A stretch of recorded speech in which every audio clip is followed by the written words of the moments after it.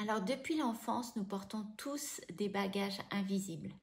Certains sont légers, presque imperceptibles, et d'autres, au contraire, pèsent lourdement sur nos épaules, influençant notre manière de penser, de ressentir et d'agir. Ces bagages, ce sont souvent les carences de l'enfance, des manques affectifs ou émotionnels qui laissent une empreinte durable, parfois insoupçonnée. Mais que signifient réellement ces carences et comment pouvons-nous les comprendre pour mieux vivre? Dans cette vidéo, je vous invite à plonger au cœur de ces blessures, à explorer les émotions contradictoires que l'on ressent face à l'idée de guérir et à entrevoir la lumière qu'un processus thérapeutique peut apporter. Écoutez attentivement, car ce cheminement pourrait être le vôtre. Alors, les carences de l'enfance, ce sont ces moments où nous n'avons pas reçu, par exemple, ce dont nous avions profondément besoin pour nous sentir aimés, sécurisés ou valorisés. Cela ne signifie pas nécessairement que nos parents étaient mauvais ou absents, non. Parfois, ils faisaient simplement de leur mieux. Mais ce mieux n'était pas suffisant pour combler nos besoins. Ces manques peuvent se manifester de nombreuses façons. Peut-être n'a-t-on pas reconnu vos émotions, vous laissant penser qu'il valait mieux les cacher d'ailleurs.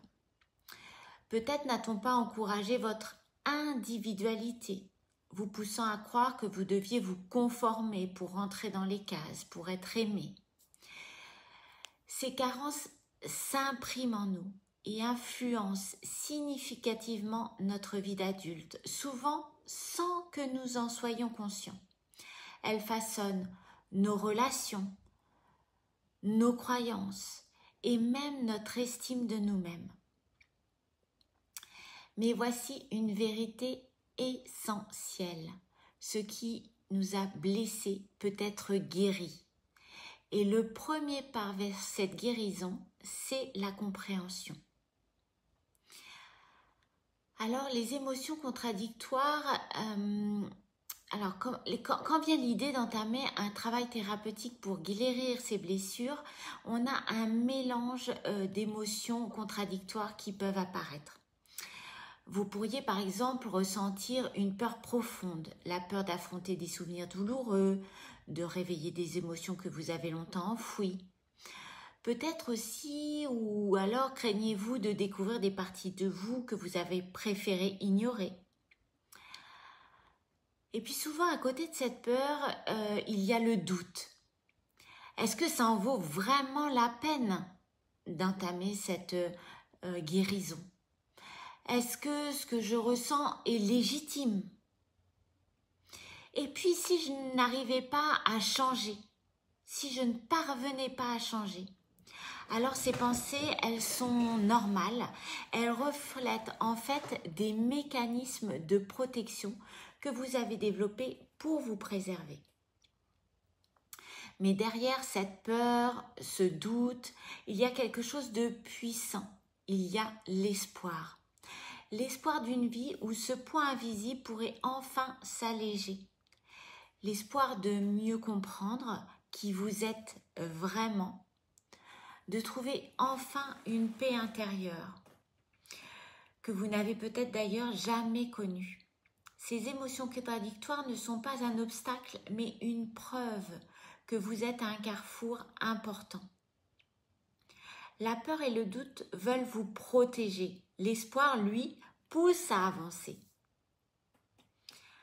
Alors, entamer une thérapie, c'est comme ouvrir grand une porte vers un espace encore inconnu. Et ça peut faire peur. Un espace où vous pourrez examiner vos blessures, mais aussi découvrir votre force, vos ressources internes. Chaque étape du processus thérapeutique vous rapproche un peu plus de cet apaisement que vous cherchez. Vous apprendrez par exemple à comprendre ces manques qui vous ont marqué en fait, à reconnaître qu'ils ne définissent pas votre valeur, surtout pas votre valeur. Vous apprendrez à combler ces carences par vous-même, à trouver en vous les ressources pour créer des relations plus saines, plus équilibrées et surtout, à construire une relation bienveillante avec vous.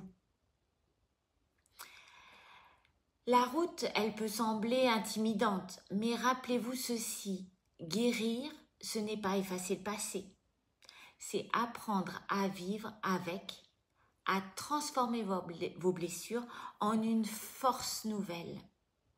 Et ce chemin, vous n'avez pas à le parcourir seul. Ces carences de l'enfance ne sont pas une fatalité, ce sont des chapitres de votre histoire. Mais ils ne sont pas l'histoire complète. Vous avez le pouvoir d'écrire la suite, de transformer ces blessures en leçons et ces leçons en un nouveau départ. Alors si vous ressentez ce mélange de peur, de doute et d'espoir, sachez que c'est normal, c'est vraiment normal. C'est le signe que vous êtes prête pour ce voyage. Le premier pas est souvent vraiment le pas le plus difficile, mais c'est aussi le plus important. Prenez une profonde inspiration et souvenez-vous, la guérison commence toujours par un acte fort de courage. Et cet acte, c'est de choisir de vous offrir enfin l'attention et l'amour que vous avez toujours mérité.